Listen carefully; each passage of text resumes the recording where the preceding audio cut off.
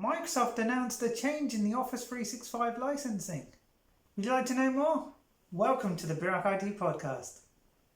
Now, traditionally, when you install software on your computer, and this software is Office 365 or Office 16, Office 19, etc. Now, if you have it linked to an email address, then what you would have to do traditionally is uninstall it from the old computer before you can install it on the new computer. Now with Office 365, what you have to do is you can't install it on a new computer unless you work out which of the old computers no longer needs Office installed.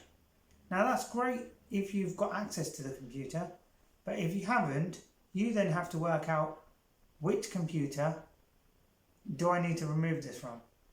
So when you log into Office 365, you'll see desktop hyphen and a series of characters. Desktop hyphen, a series of characters. Laptop hyphen, a series of characters. Or even my MacBook, and so on. So if you don't label the names of the computers, this becomes a slightly more problematic task. So how do we get around this? So one way is to work out based on the operating system, but if all of your computers run one operating system, then that's not going to help either. So what you end up doing is signing out computers from Office 365 and then signing back into them when you next use the Office software to see which ones need the software installed. Now, Microsoft have decided we'll change this and make it slightly easier. Now, this is a benefit if you know how this works, but it's a hindrance if you don't know how it works. So, how can we make it work for you? So, say you buy 5 licenses of Office or 10 licenses of Office or even 15. If they're linked to one email address, with the new licensing,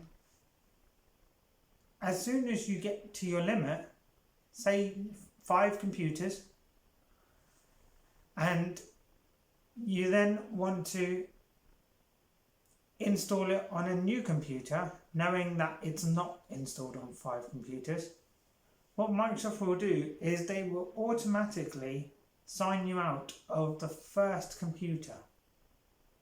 So that can be a benefit because normally the first computer is going to be the oldest computer. However, one negative side of this is if you are signed out of the oldest computer and that's not it, you will end up having to sign in again on that computer, and then the process will happen to the next computer. And if that's not the computer, you see where this goes. So you could end up being signed out of Office on not just one computer, but 3 other computers before you get to the right computer. So just a word of warning, make sure you are aware of this, and before you sign into Office, do check your license count, because the last thing you want is a director of your company saying, why can I not use Office? Why can I not access my emails?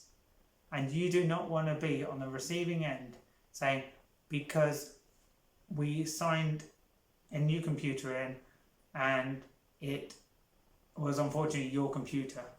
So do not get into that situation. It's not a nice situation to be in. Fortunately, it hasn't happened to us, but in IT, things do happen. So just word of warning. Know this licensing change, and if you want to know more about Office 365, check out the links in the description below. Please like and subscribe to our videos because we've created a series of videos on Office 365, and if there's a video that you would like us to cover, please feel free to drop a comment below. Thank you very much. Have a great day.